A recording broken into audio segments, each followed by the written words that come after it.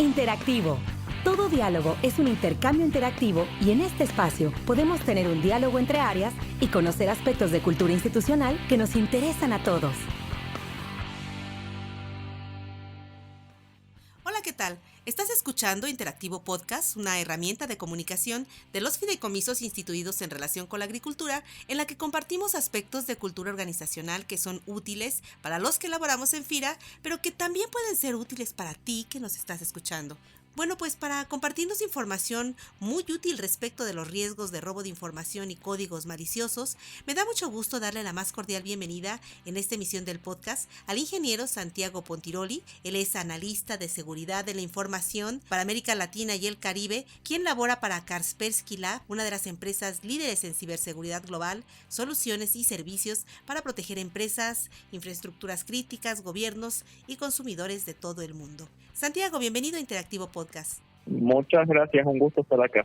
Santiago, coméntanos por favor, en tu experiencia, ¿cómo ha venido evolucionando en los últimos años este delito de invasión y de robo de información en los equipos de cómputo personales a través de códigos maliciosos? Bueno, en los últimos años y en especial en América Latina, lo que estamos viendo es que al principio el foco eran los usuarios, es decir, los usuarios finales, cualquier persona que tiene una computadora o un dispositivo móvil, y hoy en día estamos viendo que se ataca más a las entidades financieras en sí, es decir, los bancos, a sitios web que manejan transacciones de pagos y cosas de ese estilo. No significa que el crimen se haya olvidado de los usuarios, sino que se agregó como esta nueva forma de ataque que bueno, en vez de atacar a 10.000 usuarios, atacó a una entidad, le robó mucho dinero, en vez de robarle un poquito a cada usuario. En lo que es códigos maliciosos, hemos visto una migración de lo que era, por ejemplo, en el pasado, troyanos financieros, es decir, aquellos códigos maliciosos que buscan robar las credenciales de acceso a los usuarios,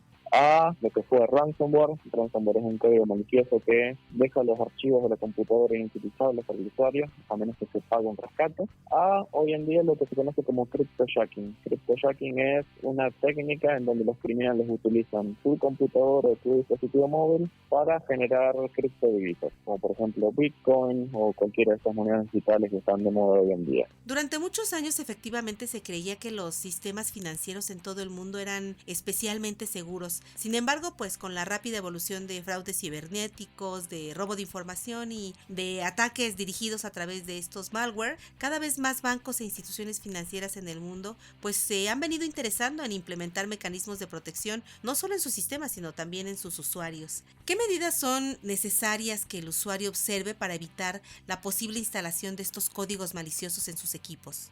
Bueno, como bien decías, vemos una migración o una tendencia que va cambiando a lo largo del tiempo. Siempre cuando hablamos de medidas de protección o qué tienen que hacer los usuarios o las empresas, hablamos de dos partes. Por un lado, la parte de la educación y concientización, es decir, que los usuarios y las empresas estén conscientes de los riesgos que existen hoy en día. Y por otra parte, tenemos la parte más relacionada a la informática, es decir, a herramientas, a hardware, a todo aquello que se puede comprar e instalar, que es generalmente lo que todo el mundo recuerda, pero sin la capacitación y sin el conocimiento de los riesgos, todas esas herramientas no sirven de mucho. Porque una de las técnicas más utilizadas hoy en día, digamos como paso inicial para vulnerar un sistema o ingresar a una red, es el phishing o el spear phishing, es decir, un correo que se le manda a una persona en particular y que busca o que entregue sus credenciales o que abra un archivo y se infecte con algún código malicioso que le va a dar acceso a un criminal. Entonces, se puede tener el antivirus, el firewall, todas las soluciones del mundo, pero tienen que estar bien configuradas y los usuarios tienen que estar al tanto de cuáles son esos riesgos. Es decir, porque en última instancia el control lo tiene el usuario final. Uno de estos malwares o códigos maliciosos recientemente identificados por Kaspersky Lab en el sector bancario y financiero ha sido este famoso Dark Tequila, un código de robo de credenciales bancarias y de datos personales. ¿Cómo opera este malware? ¿Está en México? ¿Qué nos puedes compartir respecto a los daños que ha causado en bancas e instituciones financieras en América Latina? Bueno, lo interesante de Dark Tequila es que nosotros lo catalogamos como un ataque dirigido. Es decir, la víctima de este ataque es cualquier usuario ubicado dentro del país de México. Es decir, era un ataque muy confinado al país. lo que buscaba Dark Tequila no era solamente credenciales financieras, sino, por ejemplo, para ingreso a sitios de registros de dominios web, hosting, redes sociales, de todo un poco. También tenía la capacidad de grabar capturas de pantalla, grabar videos de qué es lo que está haciendo el usuario, con fines supuestamente extorsivos. Es un malware que nosotros lo catalogamos como modular, porque tiene diferentes componentes que permiten que los creadores de este malware puedan ir evolucionando, es decir, que vayan cambiando distintas partecitas y que decidan para dónde quieren llevar esa campaña. Lo que nosotros presentamos de Dark Tequila es el foco principal, que fue el ataque a usuarios y el robo de credenciales financieras. Otro de los aspectos económicos que preocupan a las organizaciones, y en este caso pues a las instituciones públicas e instituciones financieras en el sector público, es el costo y el proceso de adquisición para el licenciamiento de firewalls o de softwares que permitan bloquear y detectar y asegurar la información. En tu opinión especializada, ¿existen softwares o firewalls de libre acceso, es decir, sin costo de licenciamiento, que sean seguros y que sean suficientes para proteger la información de las instituciones públicas y bancarias? Existe software libre de código abierto, que es muy bueno, pero como todo, tiene que ser una mezcla de software libre y de software propietario. ¿Por qué? No significa que no se pueda hacer todo con uno o todo con el otro, pero generalmente las empresas, si estamos hablando de empresas con miles de equipos, tienen una mezcla de tecnologías bastante importante. Entonces, a veces implementar open source es posible en algunos puntos de la red o de los sistemas que tenemos, pero no en todos. Y por otro lado, también en muchos casos, cuando hablamos de, por ejemplo, hospitales o bancos, necesitan cumplir con normativas. Estas normativas se refieren a que necesitan garantizar la cantidad de tiempo que un servicio permanece en línea. Entonces, se necesita que una empresa respalde un producto y que diga, bueno, si esto se rompe o si algo falla acá, necesito poder llamar a alguien y que venga alguien y me lo solucione y me dé una garantía. Con el open source, las soluciones que existen son excelentes, por ejemplo, un firewall, pero en muchos casos también uno depende de que si algo sale mal, tiene que poner un mensaje en un foro y esperar respuesta. Hay empresas que no se pueden dar ese lujo, necesitan mantener los sistemas funcionando todo el tiempo.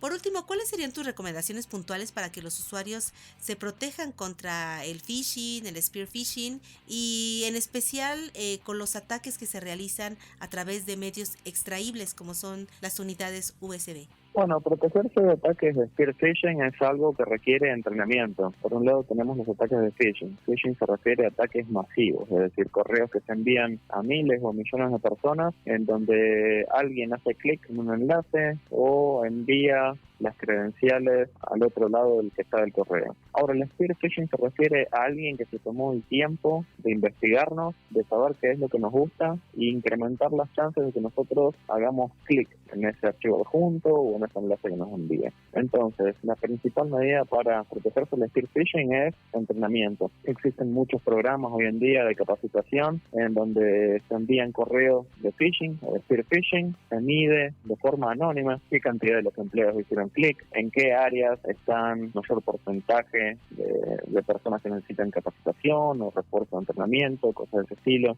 Sabemos que el spear phishing es un riesgo, empecemos a entender cuáles son las áreas que tienen acceso a información sensible, información privada, y vayamos de a poco conteniendo o mitigando el alcance de este riesgo. En lo que es las memorias extraíbles, en ambientes corporativos generalmente hoy en día lo que estamos viendo es que se deshabilita el uso completamente. Esto no implica que las computadoras estén ya 100% seguras una vez que se habilita el USB. Hay otras medidas de propagación, pero, por ejemplo, volviendo al tema de Dark Tequila, una de las formas principales de propagación de este malware era a través de dispositivos USB. Uno conectaba una memoria infectada, el malware se copiaba al equipo y después cada memoria USB que uno ponía en el equipo salía con el malware. Entonces era una forma de contener la infección a, por ejemplo, un ambiente corporativo o una empresa en particular. Entonces, habilitando los dispositivos USB es una forma, digamos, bastante apropiada para ambientes corporativos de contener una infección. Es una forma más en lo que se conoce un enfoque de defensa en capas. Es decir, muchas capas de defensa